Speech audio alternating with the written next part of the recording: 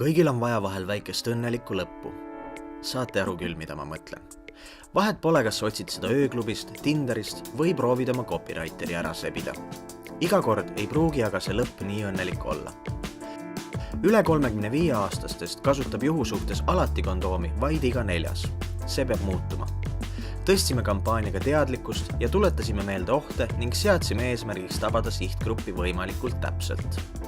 Sellest sündisid meie lahendused peamiselt alternatiivkanalitele. Rääkisime kampaanias õnneliku lõpuga lugusid.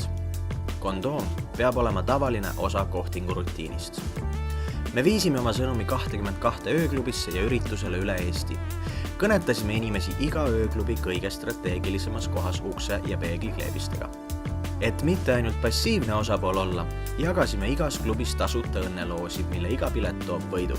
See oli voldik, mille sees oli lisaks sõnumile ka kondoom, sest HIV-ga ei ole mõtet lotot mängida.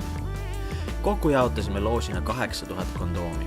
Lisaks leidsid 32 000 kondoomi oma tee sihtgrupini erinevate ajakirjade vahel inserdina ja olime nähtavad suuremates tutvumisportaalides ning täiskasvanute lehekülgedel. Ja kust veel otsida endale partnerit, kui mitte Tinderist? Lõime sinna sihtgrupi püüdmiseks kontod.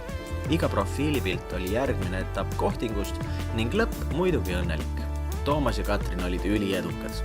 Kokkuvõtteks tõime õnneliku lõpu rohkem kui 40 000 inimeseni üle Eesti. Ja kuna nad suguhaigustest teadlikumad on, elavad nad oma elu õnneliku lõpuni.